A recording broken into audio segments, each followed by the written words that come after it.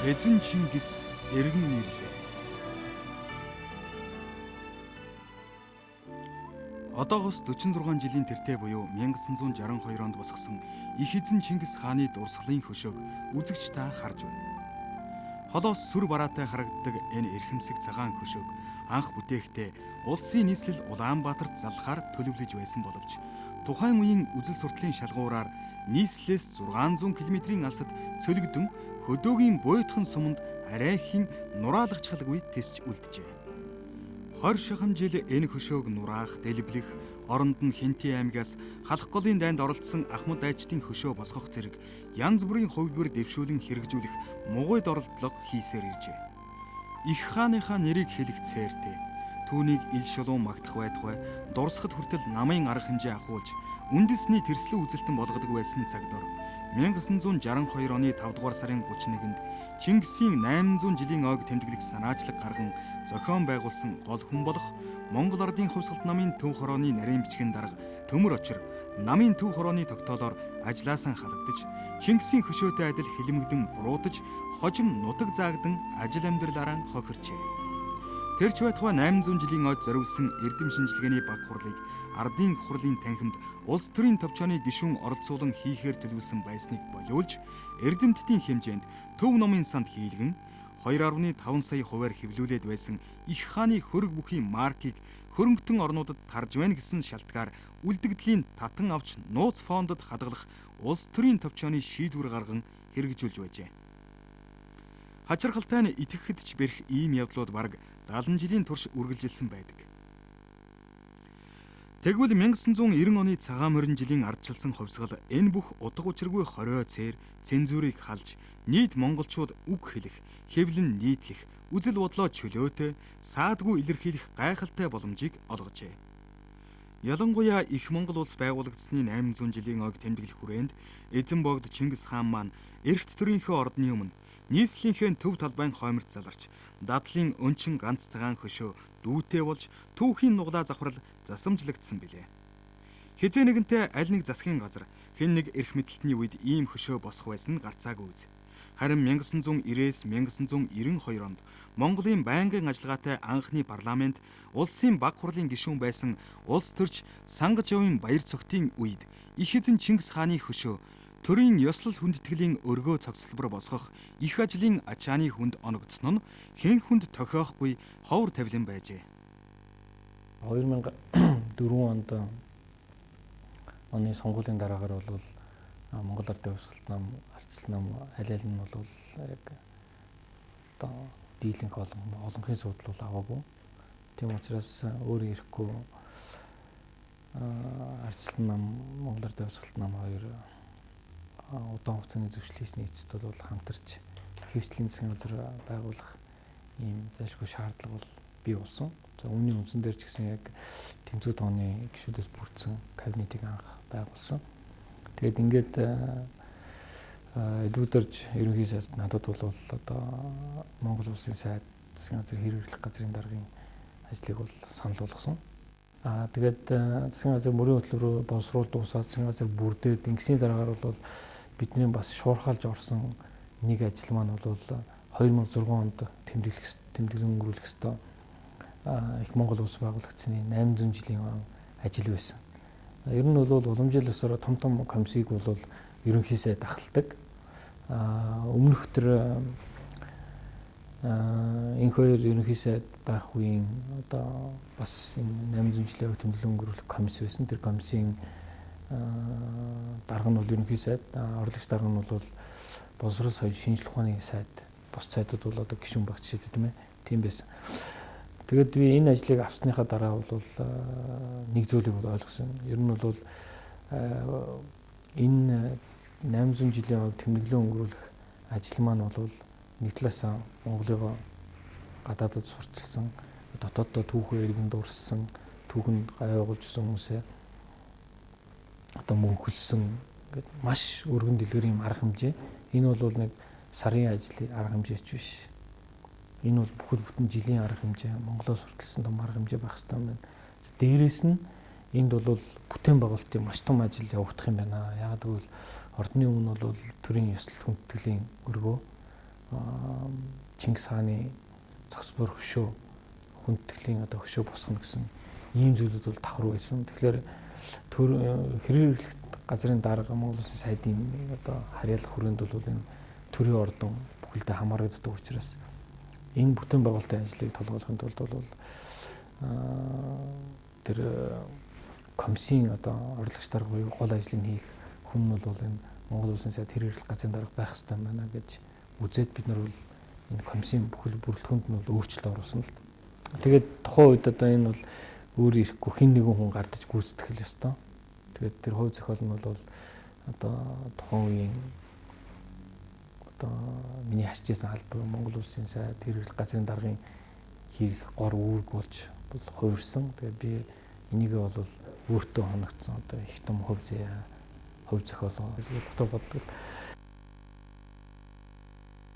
Би 84 оны 9 сард 17-нд Москвагийн их сургуульд очсон. Перестройка бол 85 оны 4 сард эхэлсэн баг. Тэгэхээр би ингээд Оросоор айгүй гайгүй ойлгодог болоод тэгээд дур курсыг төгсгүүд яг перестройка эхэлж байгаа баг. Тэгэд миний яг сурсан 5 жилдээ 84 оноос 89 он гэдэг бол яг перестройка эд үе байхгүй. Тэгээд 89 он яг намайг төгсдөг хавар Оросд анхны хагас ардчилсан сонгуул болсон байхгүй. Тэгээд би яг тийм нэг тогтсон систем биш, яг шилжилт хийжсэн системд миний үзэл бодол өөрөө төлөвшсөн. Тэгээд би дипломын ажил, судалгаа эдгээр бол дандаа тийм шинэ эргэлтийн бодлого гэж ярьдаг НЭП гэдэг тэр үеийн одоо эдийн засгийн сэтгэлгээн дээр суурилж бичиж Бухарнаа жишээ диплом ажил хийж. Тиймэрхүү маягаар ингээд миний үзэл бодол төлөвшөжсэн. Тэгээд би нэгдүгээр курстэй төгсдөг жилээ миний би өөрөө уншаад надад хамгийн их нөлөөлсөн ном бол Дейл Карнегийн ном байдаг байхгүй. Одоо яаж найз нөхдөж бусд нөлөөлөх үү. Тэгээд тэдэр их сонин юу гэхээр Оросууд бол орчуулчаад ил ерөөс хэвлэр зардггүй. Зөвхөн дотоодыг хамгаалах юмны ажилтнуудад өгдөг ном байхгүй. Тэгээд би тийм ном ингээд солилцоогоор олоод уншсан. Тэгээд тэр бол амар өөрчилсөн байхгүй. Тэгээд би тэрийг уншсны дараа би Линкольныг амар хүндэлдэг болоод тэгээд тэрнээс хойш Линкольн бол миний улс төрийн хувьд бол кумир. Америкийн түүхэнд гавьяа агуулсан аюул олон хүмүүстэй. Тэдний түүх намтар хийжсэн юм дээр ингээд Америкууд ингээд түүхээ босгож байгаа байхгүй шинэ улс үндэстнээ. Тэгээд Америкийн доллар болгон өөрөө ингээд утгатай ямар хүнийг те хэдтийн доллар дээр тавих уу? $50 дээр грант, $20 дээр жигсэн. Энэ Америкийн түүхэнд ямар гавьяа агуулсан бэ гэдэг нь үнэлж чадсан л түүх байхгүй. Тэрнгүүрээ хүмүүсийг хүмүүжүүлж агуу ерөнхийлөгчд гэдэг. Тэгэд ийм маягаар би бол Монгол өөрөө хүмүүжих ёстой. Шинэ зүйлийг бий болгох ёстой гэж боддог байсан байхгүй. Тэр утгаараа анх улс ардын хөрөнд депутат улсын байгууллагын гишүүн болчиход мөнгөний асуудал анх орж ирэхгүй Монголд. Мөнгөний тэмдэгтээ өөрчлөх. Тэгээ Чингисийн зургийг хий, Сүхбаатарын зургийг хий гэдэг. Тэгэхээр би бол ингэж болохгүй. Яг тэгвэл Сүхбаатар Чингис хоёрын хооронд бол амар том зай байгаа байхгүй. Тэгээ нэг нь шин түүхийн, нэг нь бол 800 жилийн түүхтэй. Тэгэхээр би ингээд дэвсгэрт болгон дээр нэг хүний зураг тавья. Тэгээ тэр нь өөрөө Монголын түүхэндээ гавьяа болсон хүмүүсийг бид нар өөрөө үнд дүгнэх хэрэгтэй гэсэн. Тэр үед бол тэр бол айгүй хэцүү. Бөө маргаан ингээд асуудал айгүй хэцүү гэл те. Тэгээ бид нар чи өөрийнхөө түүхээр бахархан үтэл хин ямар гавьяа болсон бэ гэдэг үнэлж чадахгүй тийм үед байсан хитрхи хараат байсан байна гэдэг нь харагдчихсэн л та. Тэгээд анх Америкт очиод тэр Линкольны мемориал те Вашингтоны мемориал, Жефферсоны мемориал тэр үзээд тэгээд тэр Франклин Рузвельтийн мемориал тэрийг үзчихэд гавьяа агуулсан хүмүүсээ бол ингэж л хүндэтгэл үзүүлэх ёстой юм байна. Ингэжээж түүхээр нь бүхэн түүхээр нь бол ард түмний хүмүүжүүлдэг юм байна гэж бодож байна. Ер нь бол энэ Чингисийн хөшөө бол дор хаяжл ингээд Линкольны хөшөө шиг тийм хэмжээнд бол ингээд Чингисээ бол бий болгож босгох ёстой. Тэгээд ер нь бол хүмүүс яг энэ багны эдрийг шүүмжилдэг л дээ. Тэгэхээр баг чи өөрөө бол аюу тум хүндэтгэлийн хэлбэр оруулж өгдөг. Тэгэхээр би бол тэр хэмжээнд энэ бол харагдах ёстой гэж өөрөө бодож. Тэгээд яг тийм имийг одоо ингээд удирдах хувь заяа ингээд над таарсан би бол амар баярлагдав. Ингээд өөрийнхөө хүсэл мөрөөдлийг үнэлэмжийг ингэж шингээж чадсан гэж л тэрнгөрөө бол би айгүй баяртай байдаг. Ийхүү Монгол улсын хаан шинэ мөнгөн тэмдэгтэд эзэн Чингис хааны хөргийг байрлуулах саналыг дэмжиж байсан баяр цогт Чингис хааны хөшөө бариулах ажлыг гардан хөөцөлдөгч болон хувирлаа. Түүнийг үндэсний хорооны орлогч даргаар томилогдож байх үед Чингисийн хөшөө цогцлборын их загвар ямар нэг хэмжээгээр бэлэн болсон байжээ. Сансныг бодоход төрийн ордны өмнө Чингисийн хөшөө босгох тухайд улс төрчдийн дунд санал зөрөлдөөн бараг гарсан. Харин Чингисийн хөшөөг ордны өмнө байрлуулахын тулд Сүхбаатар, Чойволсонгийн бунханг шилжүүлэх санал нь зарим улс төрчийн ширүүн эсэргүүцэлтэй тулжээ. 2001 онд Монгол Улсын ерөнхийлөгч Нацгийн багуунд бол зарлиг гаргасан. Нэгдүгээрт нь 2002 онд Чингис хааны мэндэлсийн 840 жилийн өв тэмдэглэл 2006 онд их Монгол улс байгуулагдсны тухайн үед бол тулгуур төр байгуулагдсан 800 жил гэж ярьдаг. Энэ ог одоо тэмдэглэн өнгөрсөн зүйтэй гэсэн ийм зарлиг гаргаад 2002 онд Чингис хааны мэндэлсийн 840 жилийн ог бол бас тодорхой хүрээнд тэмдэглээд өнгөрөөсөн. Дараагаар нь бол мөн засгийн газар тогтоол гаргаад ийм ажлууд зохион байгуулж хийх ёстой, ёслол хүндэтгэлийн өргөө байгуулах ёстой гэсэн шийдвэрүүдийг бол энэ хоёр ерөнхий сайдын үед бол гаргаад бас үйл ажиллагааны явагдаж ирсэн бэл. Гэхдээ бид нар дээр яг биднийг засаг авахд бол ерөнхий санаанууд нь гарсан байсан болохоос яг ажил хэрэг болцсон зүйл бол маш бага байсан л да. Тэр бол өөрөө биднэрт маш их хүндрэл авчирсан. Яг гэвэл нэгэн тэм зохицлбор өргөө байгуулахын тулд бол Сүхбаатар, Чойволсон нарын одоо бунхныг бол бид нар нүүлгэн шийдвэрлэхээс өөр аргагүй болсон. За мөн үүнтэй холбогдуулаад энэ ордны ардталд байдаг ардын осголын талбайгаас бол самбуугын шаарлыг бас нүүлгэн шийдвэрлэх юм зайлшгүй шаардлагууд бий болсон л д. Тэгэхээр энэ зүйлүүдийг одоо хийж хэрэгжүүлэхийн тулд энэ зохицсны шийдвэрүүд нь засгийн газраас мөн улсын их хурлаас гарах ёстой. Тэгээ энэ шийдвэрүүд нь бол бэлэн биш байсан. За засгийн газраас солигдсон энэ рүү бид нар шуурхалж орсон. Тэгээд 2004 оны 11 сар гэхэд бол бид нар ерөнхийдөө засгийн газраас гарах ёстой тогтоолуудын бүгдийг гаргаад за тухайн үед Батлан хамгааллын сайдаас Эрдэнэтээр ахлуулаад энэ шаарил нүүлгэн шилжүүлэх комисс дээр байгуулад ажиллаж ирсэн. Гэсэн хэдий ч энэ ажил бол үр дүнтэй болж чадаагүй. Үндсэндээ бараг хагас жил гаруй болсон. Гол үндсэн шалтгаан нь юунд байсан гэвэл бид нар бол улсын их хурл дээр шийдвэр гаргуулж үүндээ бол чадахгүй байсан л да. Хэдийгээр ингээд хамтраад засгийн газар байгуулад их сайн ойлголцол бий болсон ч гэсэн нэг талаас нь одоо юу гэдэг нь арчлан намын одоо өөрөөр хэлбэл намайг бол хэдийгээр Монгол улсын сайд хэрэглэх газрын дарга гэж харж байгаа ч гэсэн арчлан намын хүн гэж хараад байгаа учраас арчлан намын одоо хүмүүс 800 жилийн түүх гэдгээр энэ шин түүхийн сүүлийн 80 жилийн түүхийг одоо бас арилгачих бий тийм ээ.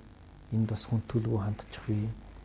Гэх мэтлэнгийн янз бүрийн тийм хардлага сэрдлэг ч гэдэг юм уу тийм ээ.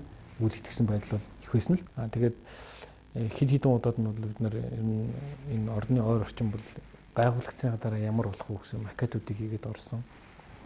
Тэгэхэд бол зарим гишүүдийн зүгээс одоо Чингис хааныг бол төрийн ордныхоо өмнө талд гаргаж ийн тийм учраас хүндтгэл үзүүлэх юм бол үүдэндээ суулгадгүй гэдэг юм уу тийм ээ. Ордноо мануулах гэж юм гэдэг юм уу. Ийм маягаар асуудалд хандна. Нэг талаасаа нөгөө талаасаа бол за чи одоо энэ Хичээнжин Сүхбаатар Маршал Чойволсонгийн шарлыг алтан үлгээд ингээд авч тавина гэж байгаа. Тэгэхээр чи алтан үлгий чинь бол одоо бараг ингээд хаягдаад гууж алга болцсон байгаа. Тэгээд чи энэ асуудлаа яаж шийдвэрлэх юм бэ? Гэх мэтлэнгийн асуудал босч ирж байгаа. Тэгэхээр ер нь бол би алтан үлгийг бол Монголын одоо үндэсний хүндтгэлийн оршуулгын газар болгоно. Тэрийг бол би хийж чадна гэдгийг бол бас улсын их хурлын гишүүдтэй бол хамлаж байна. За тэгэхээр чи тэгвэл тэргийг шийдэд ороод ир гэж байна. Тэгэхээр нь яасан гэхээр эргээд засгийн газраар хоёр тогтоол гаргуулсан. Нэгдүгээр нь алтан үлгийг бол төв соёлын одоо дурсгалт газруудын жагсаалтанд одоо хамгийн өндөр зэрэгэлтэй энэ газрын жагсаалтанд оруулж, дээрээс нь дотоодын цэргийн хамгаалтанд байдаг тусгай объектууд байдаг. Тэрний жагсаалтанд оруулж бас шийдвэр гаргуулсан. Тэгээд ингээд 800 жилийн ойг тэмдэглэн өнгөрүүлэх ажлын хүрээнд одоо тусгаалan төсөв гаргаад бид нар бүх одоо шарилыг болцоотой хэмжээнд нь бол бас сайжруулж, тордож бүгдийг нь ижил тэгш болгоё гэх ийм ажлыг бол хийсэн. Үнэхээр одоо Монголын төр зүтгэжсэн хүмүүсийг тэнд одоо нутагшуулахад бол үнэхээр алтан үлгий бол болж чадхаар энэ хэсгийг бол сайхан тогтжуулж янзлуулсан. Тэрнгээрээ бол бас нөгөө талдаа энэ 800 жилийнхаа түүхийг тэмдэглэх явцад бид нар бас Монголын шин түүхэнд гавьяа болсон энэ төрийн зүтгэлтнүүдтэй бас хүндэтгэл үзүүлж чадсан гэж би дотоо бас боддتي. Сүхбаатар Чойволсон нарын бунхан шарилыг алтан үлгийд шилжүүлэх шийдвэрийг засгийн газар гаргалаа. Харин ардын их хурлын тэргүүлэгчдийн дараагаар ажиллаж байсан Самбуу агсны хувьд улсын их хурлын тогтоол гаргуулж шарилыг нь ардын хувьсгалын талбайгаас алтан үлгийд байрлуулахар шийдүүлжээ. Өвөг дээдсийнх нь алтан шарилыг хөндлөх гэж байгаа тул тэдгээрийн үр ач төрөл төрөсөдтэй хэдэнтэй уулзаж их хурл засгийн газрын төвшөнд санал бодлын сонслоо. Эдгээр уулзалтын дэлгэрэнгүй тэмдэглэлийг засгийн газрын референт төвшөнд төр хөтөлж байжээ. Тухайлбал энд Жанжин Сүхбаатарын аж ахуйн нарангаас бичгээр гарган өгсөн зөвшөөрөл байна. Засгийн газрын хэрэг эрхлэх газрын дарга эс баяр цогт танаа. Өвөг эцэг Сүхбаатарын шарилыг нүүлгэх тухай төр засгийн бодлогыг бид бунхан хотын төвд байх нь Монгол заншил биш юм да гэдэг утгаар дэмжсэн юм. Гэхдээ өөд болсон хүний ясыг цагийн аясаар олон дахин өнөлцүүлэх нь ямар ойлог байх вүлээ? Иймээс цаашид цагийн аяс хүний арын шин яахыг үл мэдэх тул биеийн чандралан уугуул нутагт нь суург босгол хөндөгдөхгүй болов уу гэж бодох юм. Үүнийг бид дахин бодож ийм санал тавьж байна. Дээд Сүхбаатарын ач үр хүүхдийг төлөөлөн эс наран 2005 оны 8 дугаар сарын 23 гэжээ. Яг ийм агуулгатай зөвшөөрлийг Чойволсонгийн зэ охин Халиун бас өгсөн байна. Гэхдээ өвөг эцэг Чойволсонгийн шарилыг чандралж Дорнод аймаг Алтан үлгий гэсэн хоёр газарт үрд мөнхлөн нутагшуулах саналтай байна гэжээ. Харин Самбуу агсны хүү Сүрэнжав аавынхаа шарилыг ардын хувьсгалын талбайгаас нүүлгэхэд дургуйтсангүй хандаж байжээ. Иймээс Самбуу агсны шарилыг чандралалгүй Алтан үлгийд шилжүүлсний зэрэгцээ. Төрийн ордны баруун чинд Самбуу агсанд зориулсан шинэ хөшөө босгож өгчээ. Дээрх дээдсүүдийн шарилыг хөндөх, чандралуулах, шилжүүлэхтэй холбоотой хойдохын буян номын үйлийг Бурханчлам Пүрбат гардан гүйцэтгсэн байна. Сүхбаатар Чойволсонгийн бунханг буулгаж алтан үлгийд шилжүүлэн хуучин төрхөөр нь сэргээн босгох нарийн түүхтэй чимхлүүр ажлыг вертикал компани амжуулжээ. Миний яг хийж гүйцэтгэх үүрэг болохоор би одоо өөрийнхөө удирдлага болох тухайн засгийн газрын хэлэх газрын дараа Монгол Улсын сайдаар ажиллаж байсан баяр цогтар гэдэг энэ ногоон дэвтрийг барайл хажууд нь хийсэн болгоныг энэ тэмдэглэж одоо протокол албажуулах ажлыг хийж гүйцэтгэж явсан. Энэ ногоон дэвтрээр дүүрэн л одоо протокол болсон. Дараа нь би компьютерт албажуулж тэмдэглэж энийг албан ёсны болгож дараа нь өөрийнхөө засгийн газрын нууцын архивтай хадгалж үлдээсэн байдаг юм аа. 2005 оны 8 сарын 15-ны өдөр өглөөний 05 цаг 10 минут Сүхбаатар Чойволсон нарын бунханд гэж Монгол Улсын сайд засгийн газрын хэрэглэх газрын дарга бөгөөд шарил шилжүүлэх ажлыг зохион байгуулах комиссийн дарга баяр цогт товж үг хэлж оролцож байгаа хүмүүсийн тухай танилцууллаа. Бурханчлав Пүрбат болон Гандан Тэгчлийн хийдийн 4 хувраг Ерөөлийн хаан ном уншиж засал ёслолыг хийж гүйцэтгэлээ. Лам нар ном уншиж дуусны дараа 5 цаг 40 цагт барилгын ажил хийж бунханд хөшөөний том цагаан антик чулууны шалыг ховхлох ажиллагаа эхэлсэн болно гэдэг ч юм. Ингээд энэ мэтчлийн ингээд бүхэл арга хэмжээг протоколжуулсан байгаа л. Энэ ажил бол төр засаг шийдвэрээ гаргаад тэгээд шашны байгууллагад Гандан хийдэд бидэнд хандсан юм аа. Тухайн үед Монгол Улсын сайд байсан баяр цогтгой дуудаж уулзаад энэ хүсэлтийг тавьсан.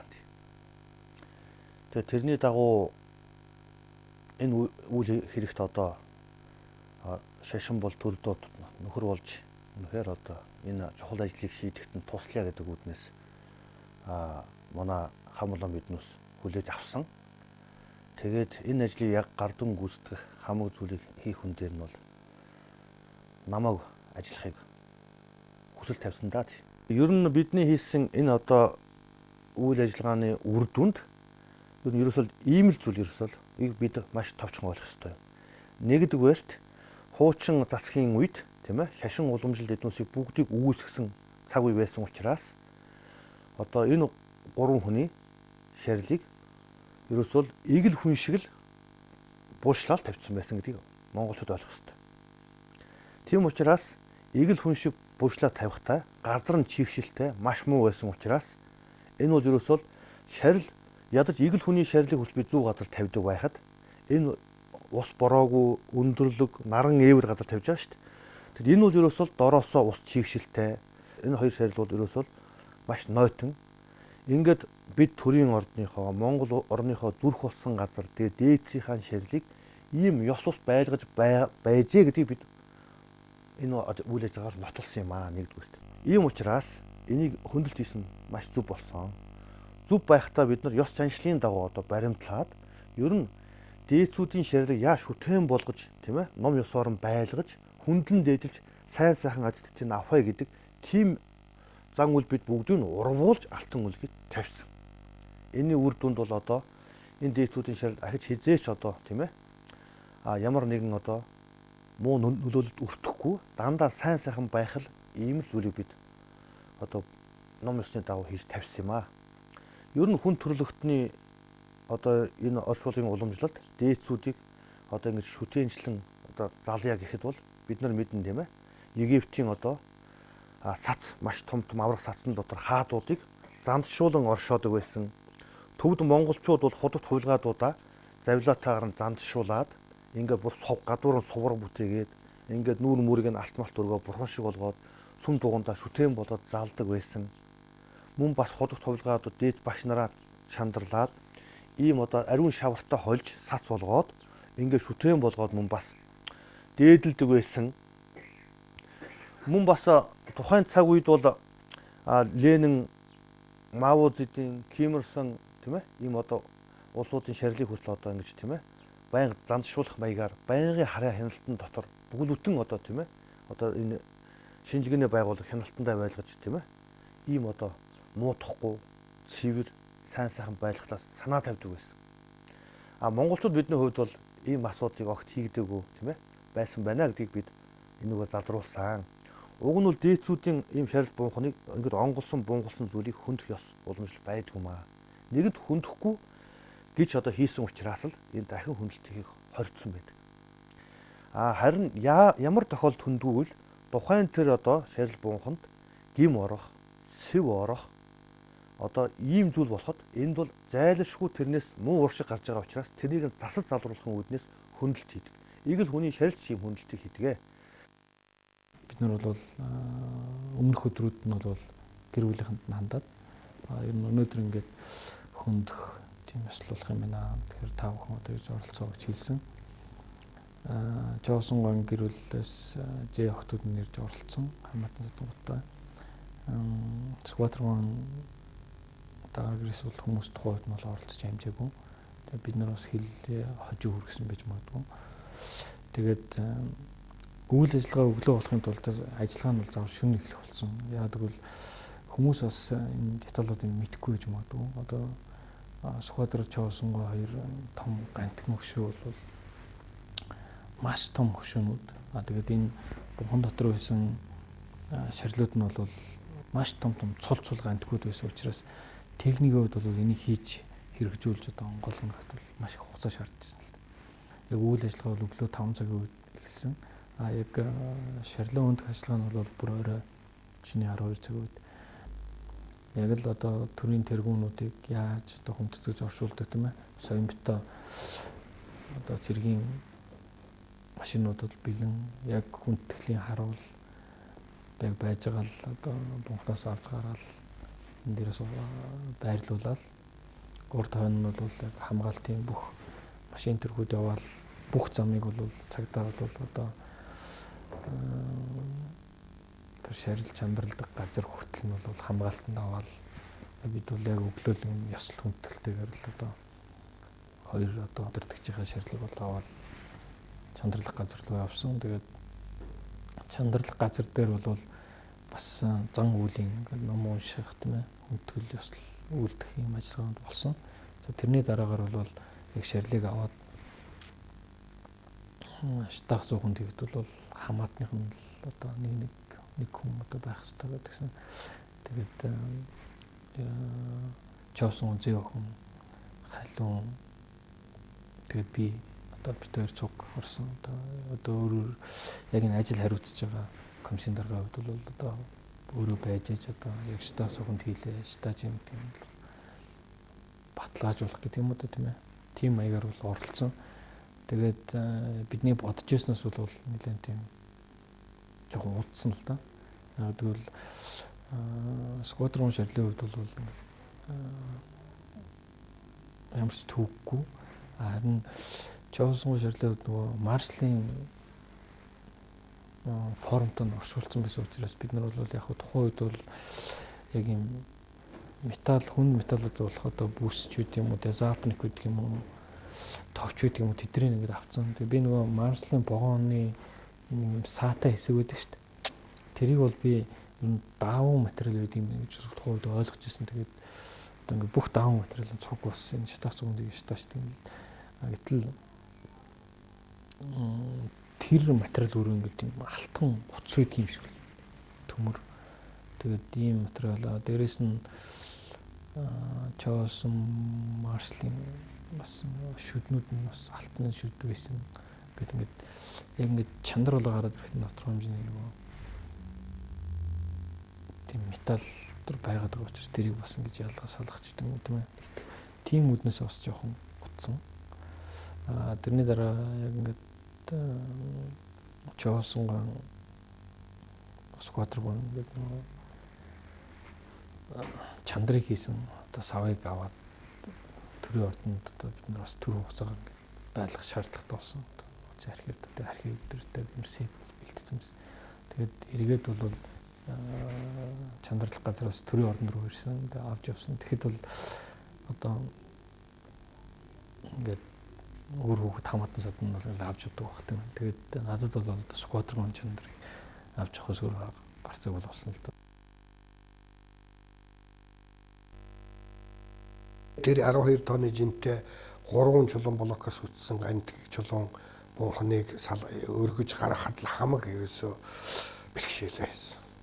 Дэрийгээ бид нэр 5 тонны 2 3 тайл 2 тонны тайл 1 тонны тайл энэ гэсэн баахан тийм өргөх төхөөрөмжүүдийг бэлдэж аваад 150 төгрөгөөр одоо тулгуур юмнууд бэлдээд тэрийгээ тороосоор хооронд нь эхлээд бунхны 4 талын цонх 2 талын цонхыг онгойлгоод тэрэндээ тороосон ийм гүйдэг бэхэлгээнүүдийг хийгээд тэгээд тэрнээсээ энэ өргөдөг төхөөрөмжөө бэхлээд тэгээд нөгөө хөдөлгөөний дунд ямар хямхаар нь ингэж хөдлөхөөр бодож тийм төхөөрөмж бүтээж байгаа л тэгэл үтсэл дээ.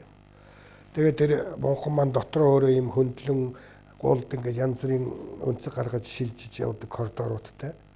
Төвшний хөвд өөр бунханаа доош нь ингэ төвшнөр нь буулгаад тэгээд ихц яваа дараа нь перпендикуляр яваа дахиж ихц перпендикуляр явж иж гэх мэтэр ийм нуглаануудыг хийж иж энийг гаргаж авчихсан. Энийг бид нар яг л нөгөө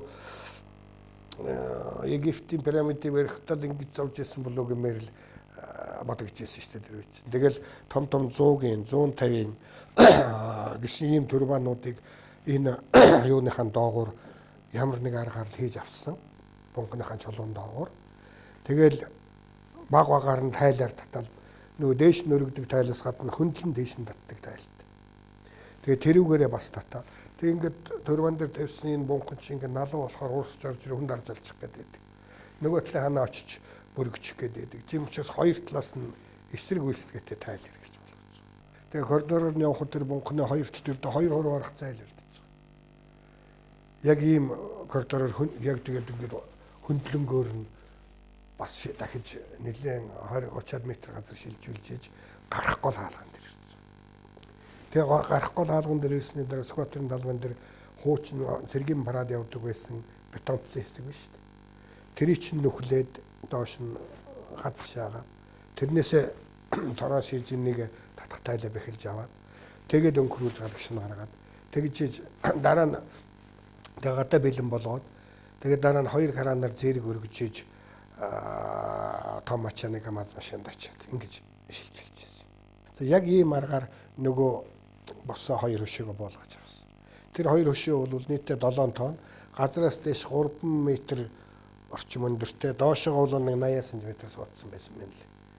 Тэгэл саяын бунхнаа зөөсөн шиг тийм аргаар зөөж авсан. Ингээд 4 зүйлийг гаргахад бид нэр 11-2 хонлуудаа самбуугын ширлийг бас бид нэр шилжүүлсэн.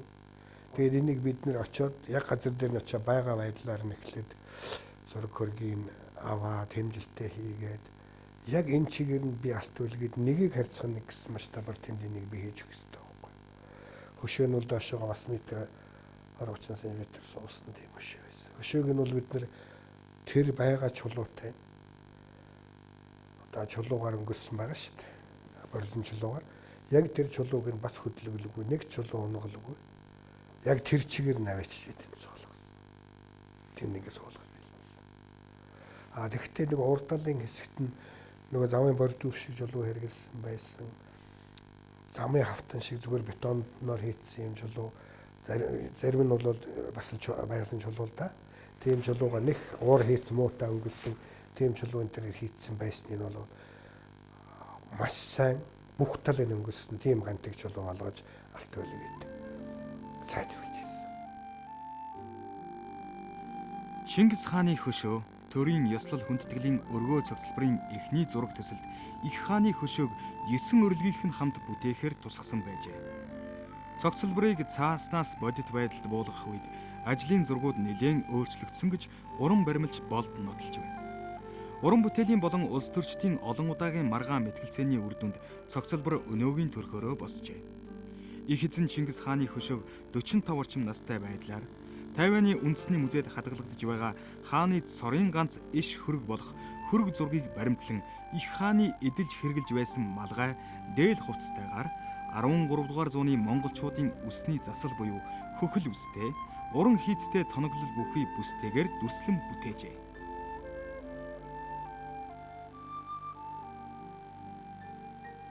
Тэгэхээр ер нь бол хөшөөч нь 2 хэсгээс ус бүрддэг шүү дээ. 2 одоо үндсэн үйл ажиллагаанаас. Нэг нь бол их загвараа хийгээд их баримлаа хийх. Нөгөөх нь хатуу материал буулгаад угсрах, тийм ээ. Тэгэхээр манайхан бас зарим нь буруу ойлголттой байдаг л да, нэг хятадд хийгээд хятадуудаар хийгээд авчирсан юм шиг, тийм ээ. Энэ бол Улаанбаатар хотод их баримлын ажил хийгдсэн. Их баримл гэдэг чинь одоо бүх шавраар гипсээр гараад яг ямар хэмжээнд байх уу гэдгийнх нь хамгийн эцсийн одоо шийдэл шүү дээ. Хоёр дахь нь бол зүгээр одоо чулуун дээр буулгах уу, хөрөл байх уу, зис байх уу, тийм ээ, шавар байх уу, цемент байх уу, энэ бол зүгээр хатуу материал дээр буулгах процесс. Энэ хатуу материал дээр буулгах ажлыг бид нөр бүгд найрамд хятадаар дулсан Бээжин хотод цутгуулсан. Тэгээд хэсэгчлэн энд авчираад Улаанбаатар хотод энэ суурин дээр нь угсарсан байгаа. Зүгээр ер нь ингээд яг энийг гардаад хөшөөний ажлууд дээр бол нэг 40-од Монголын урдчуудын эвлэлийн уран баримлчид ажилласан байдгийг. Энэ бол яг гардаж хөшөөг хийсэн одоо миний удирдлагын дор ажилласан гүйцэтгэгчээр ажилласан хүмүүс. Ер нь бол энэ хөшөөний ажилд ингээд их бага хэмжээгээр оролцсон 200 орчим хүн болдгийг. Ягаад гэвэл тэр үйлдвэрт маш олон дамжлагаар дамждаг. Мөн ялгаагүй одоо энд би л ингээд тэр нэг урьдчиланд урдахгүй байгаа боловч үе шатуулганд одоо Чингис хааны хөшөөгээл гайлынхан ч юм уу, төмөр замынхан ачаа тавирынхан ч гэдэг юм уу, тийм ээ. Бүхэл холбогдох хүмүүс их сэтгэлтэйгээр оролцож байсан л та. Энэ болгоныг ингээд тоолох дээр 200 орчим хүн гардыг юм байлаа.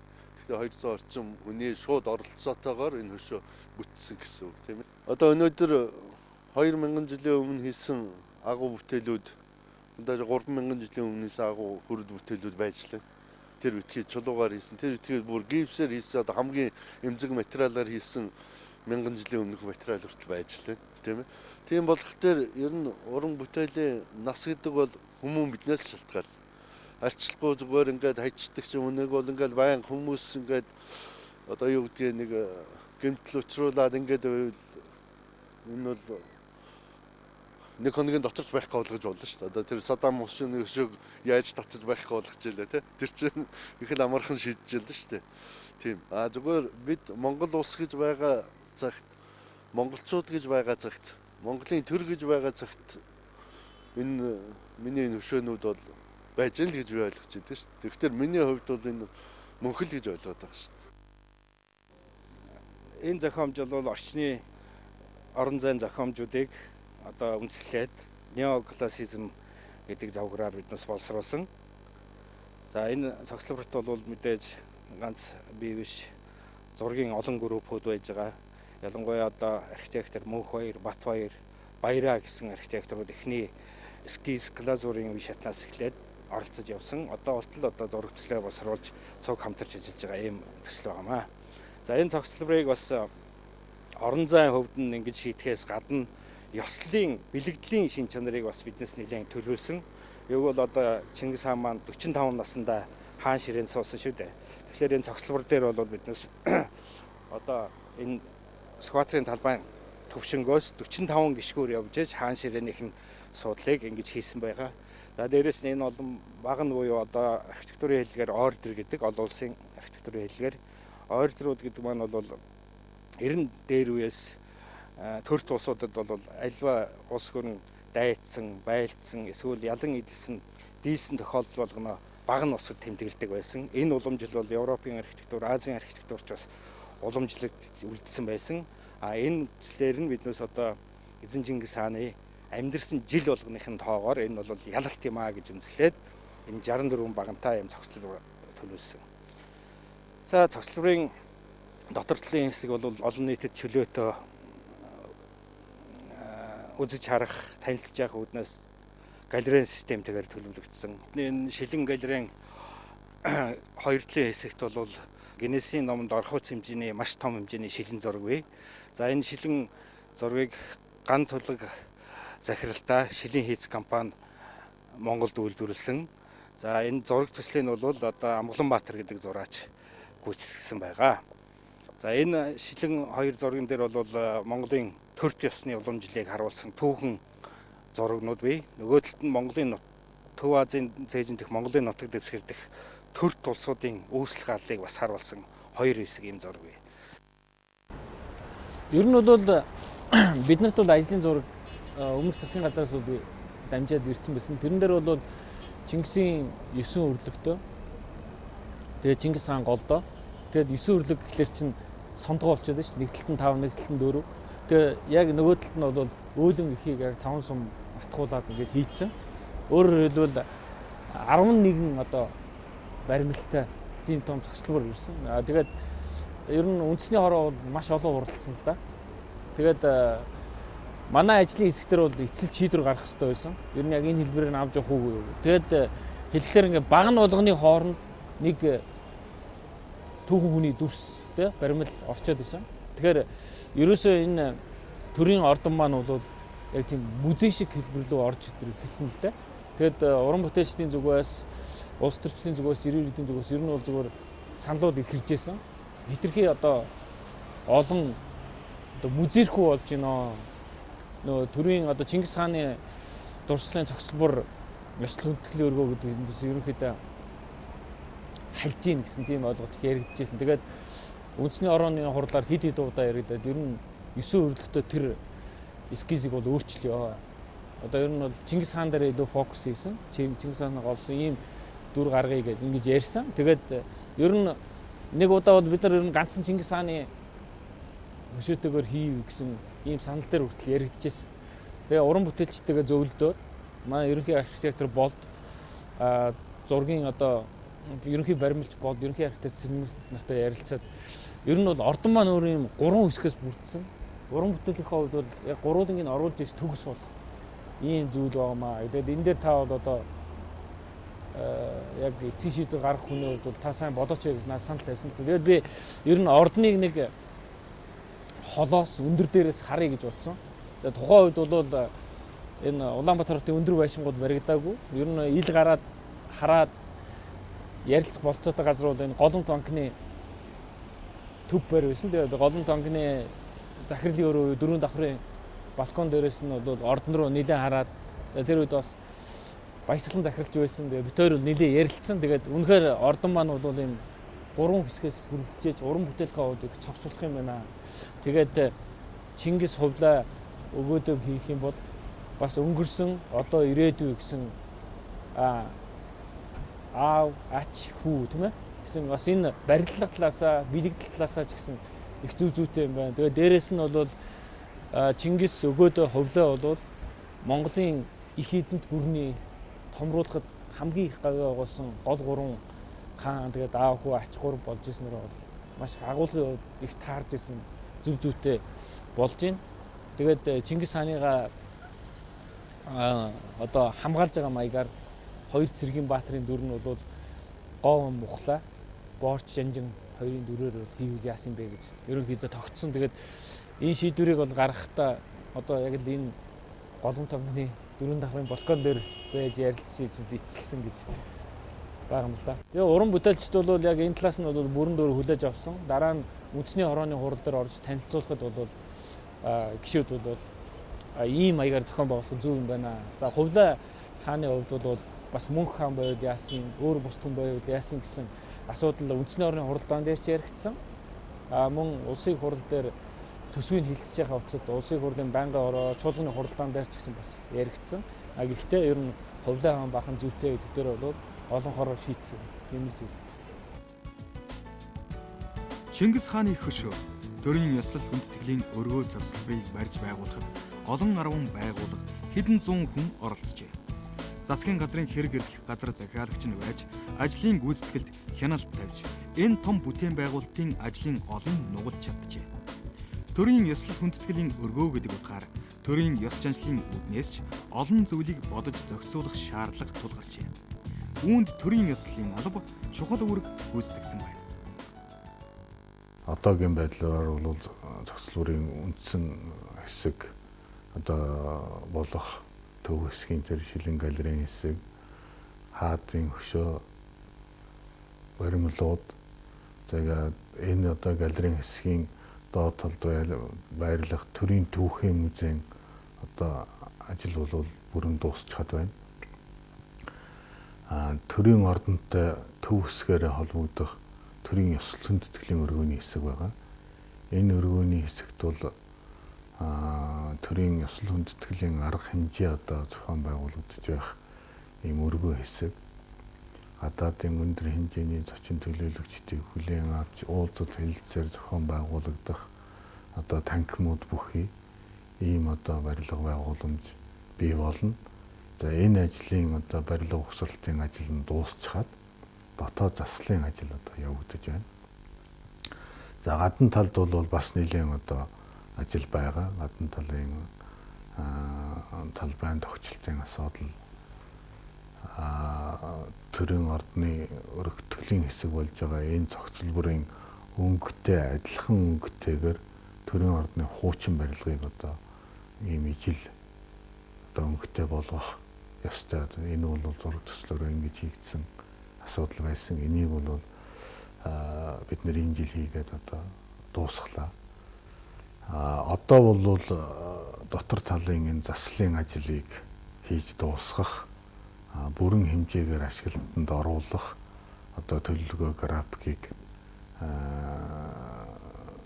одоо батлаад ингээд явж байна. Энэ бол үндсэндээ 5 сарын одоо 1-нд дууснаа гэсэн ийм төлөвлөгөөтэй байна. Одоо ингээд Сүхбаатарын талбай дээр очиод ингээд харахад яг урдаас нь ингээд одоо ингээд харахад бол сайхан харагдтыг. Үнэхээр бас нэг улс байна. Ийм сайхан төрийн ордонтой болчихлоо.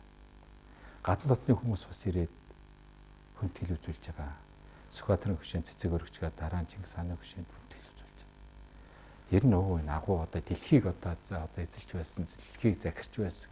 Ийм агуу хүн чи ийм байдгийг, хөшөө нь ийм байд юм байна гэж ингэж хүндэтгэл үзүүл өмнө бол одоо мэхийн ёслоод ингээд явж байгаа.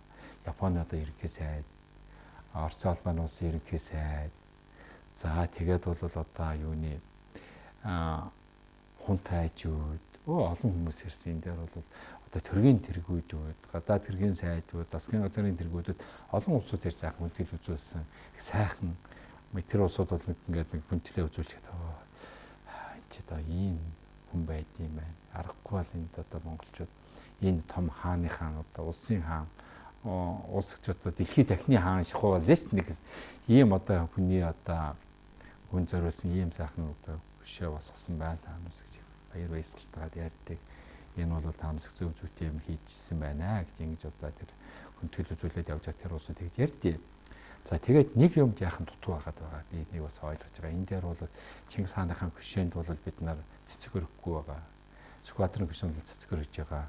Чингис хааны хөшөөнд цэцэг өрөх нь бол хитрхи одоо орчин үеийн болчих гээд байна. Тэгэхээр Чингис хааны хөшөөнд бол ингээд нэхин ёслоод хүндэтгэл үзүүлэх нь бол илүү сайхан зүйл гэж манай урлагийнхэн түүхчид ингэж одоо саналуудлаа хэлсний дагуу бид нар бол Чингис хааны одоо хөшөөнд хүндэтгэл үзүүлэх тусгай журам бий болгоод тэр журмаа одоо шадар сайдаар батлуулж гээд хэрэгжүүлж байгаа л да. Тэгээд түүний Чингис хааны хөшөөнд нэг л сайхан мөнхийн юм байх хэвээр одоо бол эсвэл бол тулгатаа тэр тулган дотроо сайхан гал дүрлцчихэд ч юм уу. Аль эсвэл бол сайхан ингээл Чингис хааны хөшөөний өмнө хүрээд байхад бол агуу Чингис хааны одоо хэлжсэн үг бол одоо ингээд сайхан уншдаг ч юм уу. Тиймэрхүү сайхан сүрлэг юм бол яхаа одоо дутаад байгаа. Энийг бол таанаас бүтээгээч гэдэг одоо би одоо урдгийнхаа усууд, төвхийнхаа усууд бол хэлчихсэн байгаа. Инх юм бол яг тэр одоо гадаадын төрийн хүмүүс яг хурдан очиад ингээл мэхэхэд бол сайхан сүртэй сайхан одоо болоод ингээл буцах хэвээр. Иймэрхүү юм яахан дутаад байгаа. А ерөнхийдөө бол манай ордон бол урдлаас сайхан болсон байна. Төрийн хүндэтгэлийн өргөө зохицолбор, Монгол төрийн тамга, бэлгэдлийн хөшөө байгуулахтай зэрэгцүүлэн төр нийгмийн олон зүтгэлтнийг эгээн дурсгалыг мөнгөчүүлэх буянтай ажлыг засгийн газар санаачлан хэрэгжүүлжээ. Өмнө нь нам төрийг 44 жил завсаргүй удирдсан Юмжаагийн Цэдэн балын хөшөө эрэл компанийн дунд сургуулийн үүдэнд байдаг байлаа. Хэдийгээр хувийн компани санаачлагаараа хөшөө босгосон сайшаалтайч Цэдэн бал агсанд Монголын төр хүндэтгэл үзүүлбэл зохилтой гэж засгийн газар үзжээ. Үүнтэй зэрэгцэн төр нийгмийн томоохон зүтгэлтэн Жамбын Батмөнхийн хөшөөг Монгол улсын их сургуулийн эдийн засгийн сургуулийн өмнө Маршал Чавсангийн хөшөөг Дорнод аймагт босгуулах шийдвэр гаргажээ. Яг манай аавын шаллыг хүндэх гээд арай хөндөөгүй Маршал Чавсан Жанжин Сүхбаатарын шаллыг хөндөө алт үлгэрээ аваад явцсан ийм байсан үед баяр зөвтгшүүн их хурлын гишүүн засгийн газрын хэрэглэх газрын дарга надтай уулзъя гэж хүсэл тавьсан. За ирээд бид хоёр уулзсан ярьсан одоо ингээд та бүхэн та одоо харж байна шүү дээ энэ асуудлыг бодиттой нүрээр харж байна. Энэ шийдвэр нь гарцсан асуудлыг бид нар хэрэгжүүлэх ёстой. Их хурлаас шийдвэр гарчлаа танаа аавын шаллыг хөндийгээд. Тэгэхээр та одоо ингээд эсвгүүцээж болохгүй. Та биднэрт ямар хүсэлтэй байгаагаа одоо нэг хэлээч. Эцсийн удаа уулзалт хий. Одоо бид нар ч гэсэн бас төрийн өмнө хүлээсэн эрх үүрэгтэй хүмүүс ингээд нэг сайхан асуудлыг зөв зүйтэй ярих гэж ингэж над санал тавьсан. Би тэр өдөр очихдоо их хүнд очсон. Үнэхээр сэтгэл төгссөн, ууралсан, ер нь баг хараамаарсан гэжсэн байхгүй. Тэгээ очиод асуудал нэг нь тийм болсон ч хэлс та нар хүний шаллыг хүндэж чаддаг юм бол хөшөөг нь тавьж сураа. Тэр хүнийг дурсгалыг мөнгөжүүлж сураа гэсэн. Тэгээ баяр зөвхт ерөнхий сайд засгийн газрын хэрэглэх газрын дарга маань хэлсэн л дээ. Бид нар самбуугаг хүндэтгдэг. Энэ хүн бол Монголын төрд бүтээсэн хийсэн зүйлтэй. Батмунх даргыг бид нар хүндэтгдэг. Яагаад гэвэл энэ хүн тэр их хүнд үед нөхцөл бас дайн гаргаагүй, их орондоо бас хүмүүсээ хуваагаагүй, ард түмнээ хуваагаагүй ийм юмд хүргэсэн хоёр хүн гэж би танаа аавыг Батмунх даргыг бид нар үздэг. Ийм учраас хүндэтгэлтэй хандна. Та одоо таны саналыг хүлээж авъя. Та юу гэж ямар санал тавих гэдэг юм бэ гэсэн. За тэгвэл та нар хөшөөг нь босгож өгөө. Хөшөөг нь босгохдоо энэ засгийн газрын ойролцоо талбай дээр одоо босгож өгөх асуудлыг та ярих хэрэгтэй гэж би хэлсэн. Тэгэхээр Батбаяр баяр зөвтг гişүү хэлсэн л дээ. Та бол засгийн газрын ордны ардталд бид хөшөө барьж чадахгүй. Энэ бол бидний шийдэх асуудал ш.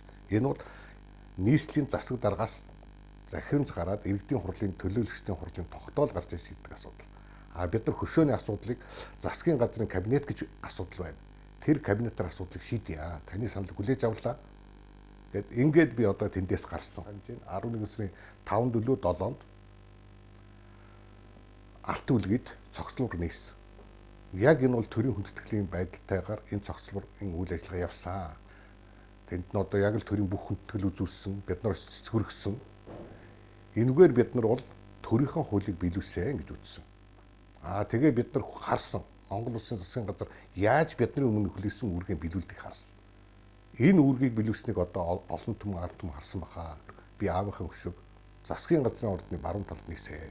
Харин би энэ хөшөөг аятайхан болоо юу даа л гэж бодож байгаа. Яг гэвэл төрийн шагналд баримлчин амгалан хийсэн. Тэгээд ард түмэн энэ хөшөөг үзээд сонирхоод өөрснөө таалж сойрох нь үстэй л гэж бодож байна. Тийм учраас хүний амьдрал их баян байдаг юм байна лээ.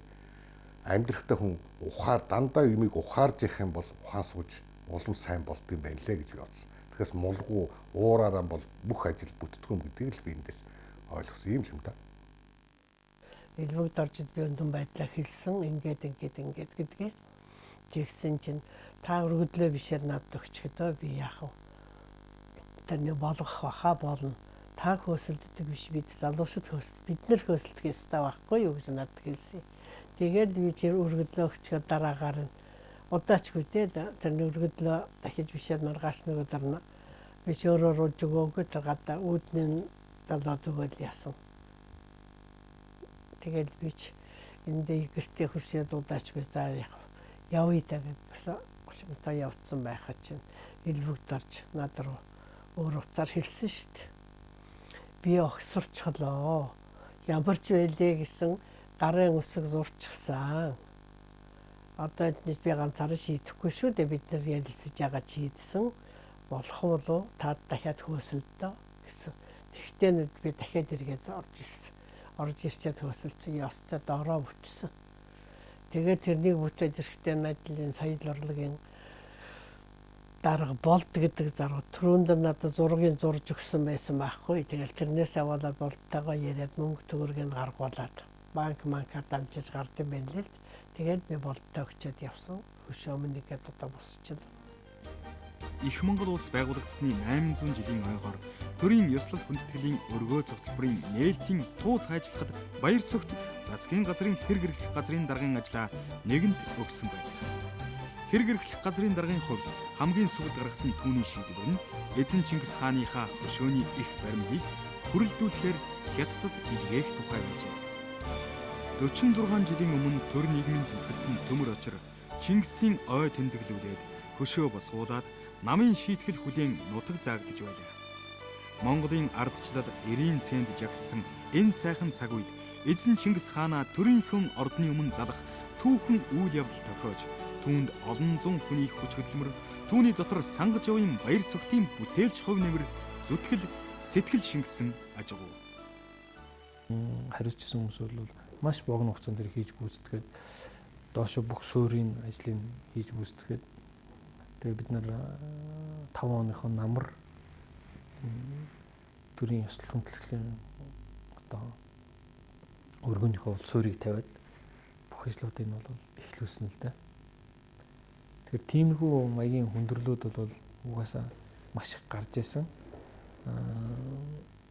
Одоо гэдэг харамсалтай нь бид нар бол нээлттэй хийж чадаагүй. Нээлттэй хийхээс өмнө бол манай засгийн газар огцорсон учраас энэ асуудал нь бол дараагийн засгийн газрын хувьд бол нээлт нэгцсэн. Өөрөөр хэлбэл бид нар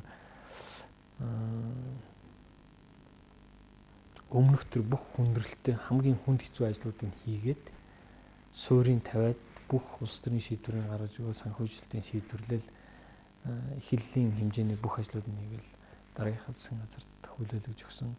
Тэгээд тухайн үед нь бол ингээд ажлууд шиг удаашралтай явж хат бол надад бас олон сурвалж орж иржсэн. Одоо энэ өмнөх барилгыг бол баяр цэгтийн балгас гэдэг байна. Та одоо энэ дэр сэтгэлж эмзэглэж байна.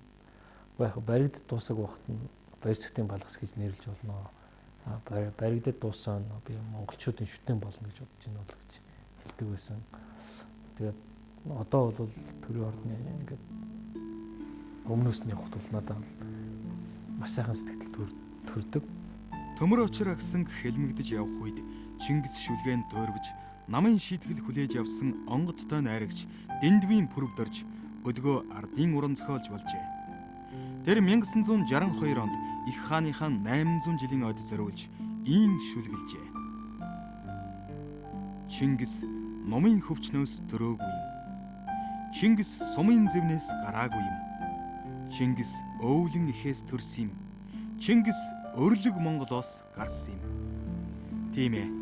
Дайны мөрөөр цагаан сүү урсаагүй. Тийм ээ. Дайчдын сүрийг цагийн саалт мартаагүй. Тийм ээ. Чингис өндөр алтай зартай юм. Тийм ээ. Чингис өнөөдөрч гэсэн нэртэй юм аа. Хойч үедэн тэр хар буруу санаагүй. 20 гангийн их гачаалд хатан онон ширгээгүй. Чингисийн их Монгол ядарсан, гутарсан, задарсан. Чингисийн хөх Монгол ялсан, хөгжсөн, мандсан. Тэгээ би бол тэр үед Москвад Горкийн утга зохиолын дээд сургуулийн 2 дугаар ангид сурч байсан үе л дээ. Оюутан байсан үе. Тэгээд Чингис хааны тухай шүлэг бичээд оюутны хөтөлбөрт уншаад тэгээд Улаанбаатар зохиолчдын их хурлд эрэхтэн төмөр өчир дарахад уншсан. Тэгээд төмөр өчир дарахуудыг цаашаа дэмжсэн. Сонинд гарга гэсэн тусгал сонин. Тэгээд бажаал багасгах засвар хийгээд манай чимэдний хэдүүг сонс юм шиг байна лээ. Тэгээд гаршин. Тэгэл хаагдсан шүлэг. Тэр шүлэг бол нэг тийм уран бүтээлийн асар их шинжил ч юм уу уран бүтээлийн их гайхамшигт болсон зүйл биш л дээ. Яг би төрөл дуурсан. Би төрөл дуурахтаа би зөвхөн өөрийнхөө биш. Би Монгол хүмүүсийн Монгол хүмүүнийхэн сэтгэл зүрхний даалгавраар дуурсан. Ийм шүлэг. За энийг бол би онцолж хэлье гэж бодож байна. Тэгээд Чингис хааны тухай шүлэг бичснээс болж үндэсний үзэлтэн гэдэг ийм өргөмжилтэй 28 жил явж ардчилтаа золгосон доо. Тэгээд цагаатсаа. Тэгээд одоо бид Чингис хааны хав гişог нэгэнт Монгол их орныхоо хойморд золдсон учраас одоо Чингис хаанаа бишрэн дээдэлж Чингис хааны бидэнд бий болгож байгуулж өгсөн энэ Монгол улсынхаа эрхчлөө тусгай тогтнолын төлөө бид Монгол хүн бүхний сэтгэл зүрх хамт зохиж, хамт далгиж, хамт урагшаадах ёстой гэсэн ийм л бодлоо байдаг юм. Энэ бол Чингис хаанд өрх монголчуудын хамгийн дээд өглөг нь энэ болно гэж би бодд юм аа.